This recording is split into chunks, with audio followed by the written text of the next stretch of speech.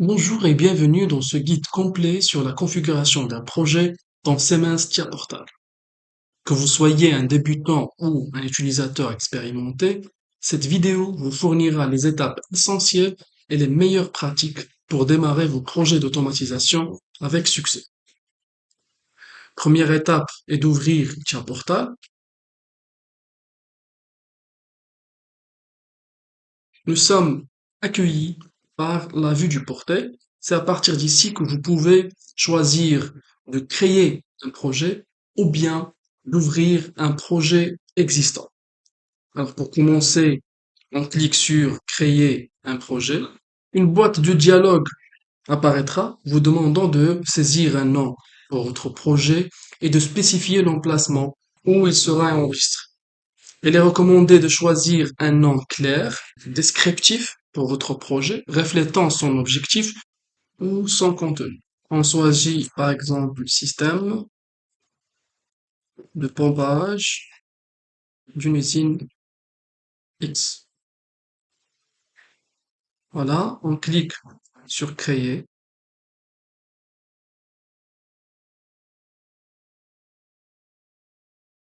Portal maintenant initialise la structure de votre projet. Voilà, donc il nous donne cette fenêtre. On clique sur configurer l'appareil, puis ajouter un appareil. L'étape suivante est d'ajouter les périphériques qui composent votre système d'automatisation. Ici, on sélectionne les composants physiques de notre installation. Elle est organisée par catégorie. Contrôleur pour les automates schématiques. Les HMI pour les écrans tactiles de supervision.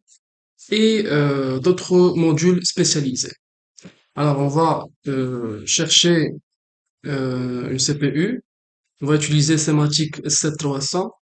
Et on va utiliser par exemple cette CPU.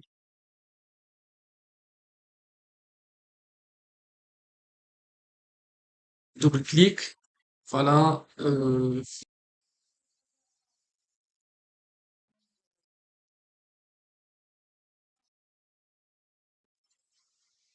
Voilà, comme vous voyez, nos appareils apparaissent ici.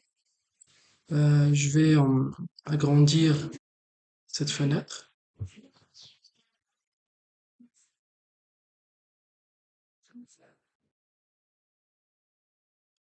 Bien sûr, la CPU, elle est à l'emplacement 2. Pour l'emplacement 1, on a dit sur la formation Step 7 que l'emplacement 1 est réservé pour l'alimentation. Donc on va partir vers le dossier alimentation et on choisit par exemple cette, cette référence. Voilà, l'alimentation apparaît sur l'emplacement spécifique. Comme vous voyez, si vous remarquez euh, les numéros des emplacements, donc on a le 1, 2, le 4. Donc le 3, il est caché. On clique sur cette flèche et le 3, l'emplacement 3 apparaît. L'emplacement 3, on a dit que il est réservé pour l'interface IM. L'interface IM, si on a par exemple 3 racks ou bien 4 racks, on va utiliser l'interface IM pour connecter entre les, entre les CPU. Alors pour l'instant, on fait juste la simulation, donc on n'a pas besoin de cet emplacement. Donc pour les autres emplacements, on peut ajouter d'autres euh, interfaces ou bien d'autres modules d'entrée-sortie.